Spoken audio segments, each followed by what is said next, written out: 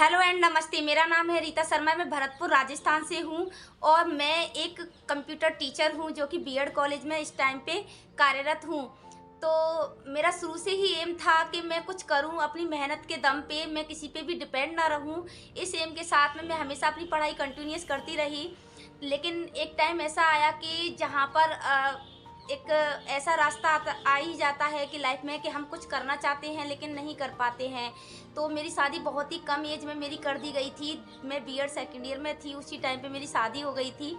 तो इस वजह से शायद मुझे लगा था कि ये रास्ता यहीं पे थम जाएगा, जो मेरा एम था वो मैं कभी भी अचीव नहीं कर पाऊंगी। लेकिन ये ऐसा नहीं हुआ कि मैंने मेहनत की और फिर मेरी शादी के बाद में जब मैं शादी होकर के अपने ससुराल गई तो वहाँ पे जाके देखा कि वहाँ का जो माहौल था बिल्कुल हमारे अपोजिट था, क्योंकि हम बिल्कुल शहर में रहे थे और वहाँ पे हमने अपना पढ़ाई वगैरह पूरी की थी और बिल्कुल एकदम अपोजिट था। और हमने जैसे ही ससुराल में गए, ससुराल में बिल्कुल देहाती माहौल हमें मिला।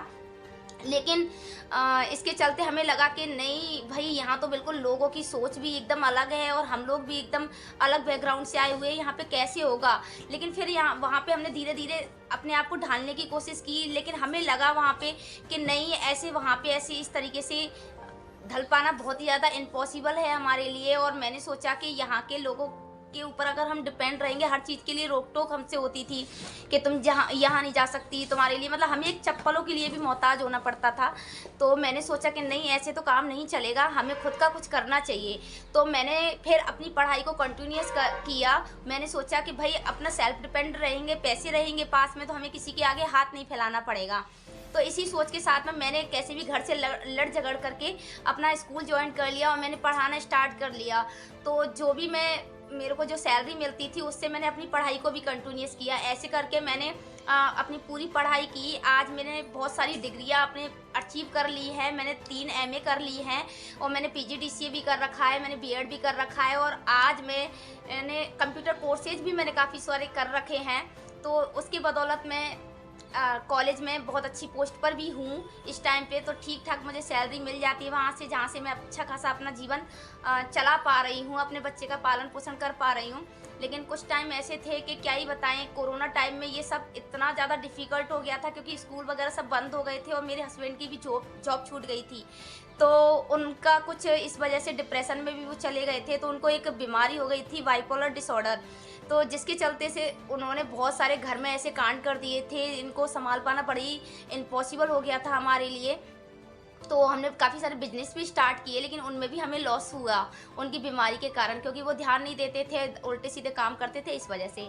ठीक है, तो फिर मैंने सोचा कि भाई मुझे कुछ करना चाहिए। तो मेरे अंदर एक और टैलेंट था सिलाई का। तो मैंने सिलाई करके अपना खर्चा चलाया जैसे तैसे, अपने बच्चे का पेट पालन किया। तो मेरी ग्रेजुएशन और पढ़ाई तो कंप्लीट हो ही गई थी। तो मैंने सोचा कि क्यों ना बेरोजगारी भत्ता भर दिया जाए। तो उस बेरोजगारी भत्ता भर दिया था तो उसके भी मुझे 3,500 रुपये मुझे मिलते थे। तो जिसके चलते मैंने अपना खर्चा आराम से अपना चला लिया था, है ना। तो मुझे इतनी दिक्कत नहीं आई थी। लेकिन फिर भी मैंने सोचा कि इतने कम में कैसे चलेगा घर का खर्चा। और मेरे हस्बैंड ने उस टाइम पे हमें घर से अपने खुद के मकान से ले जाकर किराए के मकान में पटक दिया था। कोई भी सहारा देने वाला नहीं था, हम अकेले थे। तो मैं बहुत ज़्यादा सोच में रहती थी कि मुझे क्या करना चाहिए, कैसे करना चाहिए। तो उस टाइम पे है ना मैं देखती थी उस पर वीडियोस वगैरह देखती थी यूट्यूब पे। तो बहुत सारे लोग थे जो अपने अपने टैलेंट को आगे लेके आते थे, वो अपनी वो अर्निंग दिखाते थे। तो मैं एकदम शॉक्ड रहती थी, वाओ इतना अच्छा अर्न किया जा सकता है सोशल मीडिया से। लेकिन मैं सोचती थी मैं कैसे करूँ इसको, मेरे को तो आता ही नहीं है। ना तो मेरे को यूट्यूब चैनल बनाना आता है, ना ही मेरे को कुछ ऐसा आता है। ओनली कंप्यूटर क्लासेज मैंने की हुई है, कंप्यूटर मुझे आता है लेकिन सोशल मीडिया की जानकारी मुझे नहीं है। तो ये मेरे अंदर शुरू से ही था कि हाँ, मुझे सोशल मीडिया पे जाना है, मुझे फेमस होना है और मुझे कुछ करना है, कुछ बड़ा करना है। तो ऐसे ही दिन चलते रहे, ऐसे ही करके फिर कोरोना ख़त्म हुआ 2021 में। मैंने फिर जैसे ही कोरोना ख़त्म हुआ मैंने अपना कॉलेज ज्वाइन कर लिया। वहाँ से मैं ठीक ठाक अपना खर्चा चलाने लग गई। तो मेरे हस्बैंड को अभी तक कोई जॉब नहीं मिली थी 2021 में भी। फिर मैंने उनको भी अपने साथ में अपने कॉलेज में लगा लिया, तो वो भी मेरे साथ में करने लगे। लेकिन फिर से उनकी जो बीमारी थी उसने बहुत ज़्यादा इफ़ेक्ट किया और उन्होंने अपना मानसिक संतुलन एक तरीके से खो दिया था, तो तब उन्होंने फिर से वही जो कारनामे पहले किए थे वही करना स्टार्ट कर दिया था। तो हम बहुत ज़्यादा डिसअपॉइंट थे इसको लेकर के। फिर हमने उनका इलाज करवाया ठीक से, क्योंकि हमें पता चला कि ये बीमारी है, ये कोई उनका ईगो या कोई ऐसी कोई वो नहीं है कि वो हमें दुःख पहुँचाना चाहते हैं। लेकिन हमने जब उनका ट्रीटमेंट करवाया तब हमें पता चला कि उनको रियलिटी में बीमारी है बाइपोलर डिसऑर्डर, जिसमें व्यक्ति अजीब अपने मतलब स्वभाव के विपरीत बर्ताव करने लग जाता है। तो फिर हमने उनका इलाज करवाया तो आज वो ठीक हैं। तो एक दिन मैं ऐसे ही इंस्टाग्राम पे रील्स देख रही थी, तो मुझे संदीप भंसाली सर मिले। तो उनकी रील्स देखी तो उनको भी कंप्यूटर की, मेरे हस्बैंड को भी बहुत अच्छी जानकारी है। तो मैंने उनसे कहा क्यों ना आप भी डिजिटल मार्केटिंग सीखो, क्यों ना आप भी कुछ करो, नौकरी नहीं मिल रही है कोई बात नहीं, आप भी डिजिटल मार्केटिंग सीख करके कुछ वेबसाइट वगैरह बनाना, ये सारी चीज़ें सीखो तो आप इससे अर्न कर सकते हो। तो उन्होंने कहा ठीक है। तो मैंने तुरंत ही उनका रजिस्ट्रेशन कर दिया उनके नाम से। लेकिन भगवान की ऐसी कृपा हुई हमारे ऊपर कि मैंने उनका एडमिशन उधर करवाया संदीप भंसाली सर के यहाँ पर, और उनकी कुछ दिन बाद ही हम कॉल लेटर आ गया और हमें पता चला कि उनकी जॉब कंपनी में लग गई है। तो अब मैं बड़ी सोच में पड़ गई थी कि मैं कैसे संभालूंगी इसको, मैं कैसे कर पाऊंगी डिजिटल मार्केटिंग को, क्योंकि अब तो उनके पास में भी क्या ना मोबाइल तो था नहीं, मोबाइल मेरा ही था। मैंने अपने ही अकाउंट से, क्योंकि उन्होंने ऐसे काम किए थे कि उनकी वजह से उन्होंने अपना मोबाइल भी घुमा दिया, अपने अकाउंट वगैरह भी सारे फ्रीज करवा लिए।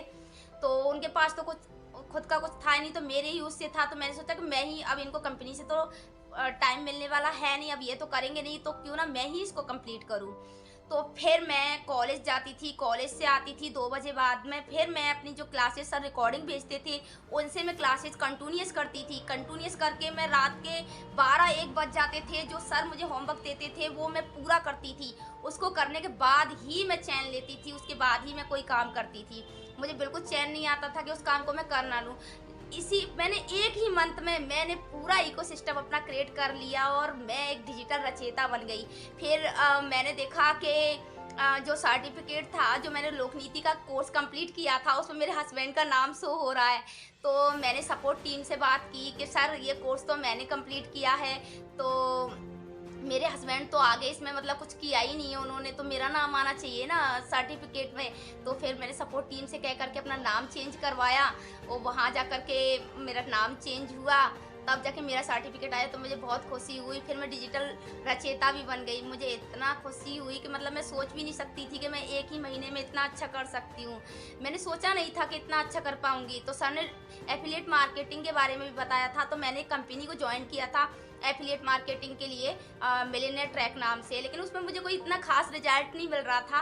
तो फिर मैंने एक और प्लेटफॉर्म को ज्वाइन किया, skillpesa.com। तो वहाँ पर सर जिस तरीके से हमें समझाते हैं, उन्होंने हमें लीड जनरेट करना सिखाया, वो सारी चीज़ें फेसबुक पे ऐड करना सिखाया। तो उसके ज़रिए से मेरे पास में लीड्स आने लगी और मैंने 2 महीने बहुत अच्छा खासा अर्न भी कर लिया, है ना। तो सर ने बोला था कि आपको इकोसिस्टम क्रिएट करके डिजिटल रचयिता बनना है। तो मैंने आज 1 लाख से ज़्यादा अर्न भी कर लिया है, तो मैं डिजिटल योद्धा भी बन गई हूँ, है ना। तो ये मेरे लिए बहुत ही अच्छी फीलिंग्स है। मेरा शुरू से ही वो था कि जैसे बैकग्राउंड में महिलाएं रहती है, जैसे मेरा बैकग्राउंड बड़ा ही ख़राब रहा है मेरे ससुराल की तरफ से। तो वहाँ पे मैंने देखा है बहुत सारी लड़कियाँ पढ़ी लिखी आई हैं, बीएड करी हुई, एमए करी हुई, उनकी यही कंडीशन थी कि उनको घर से बाहर नहीं जाने दिया जाता, वो घर से बाहर जाकर कोई काम नहीं कर सकती, पढ़ाई नहीं कर सकती। सिर्फ वो आई हैं, उन पे भैंस का काम आता है नहीं आता है, लेकिन उनको करना है, कैसे भी उनको करना है। तो मुझे बड़ा ही बुरा लगता था कि वो अपनी मर्जी से कुछ कर नहीं सकती। तो मेरा शुरू से ही एम रहा है कि मैं उनके लिए कुछ करूँ, ऐसी महिलाओं के लिए कुछ करूँ कि वो घर बैठ के पैसे कमा पाएँ।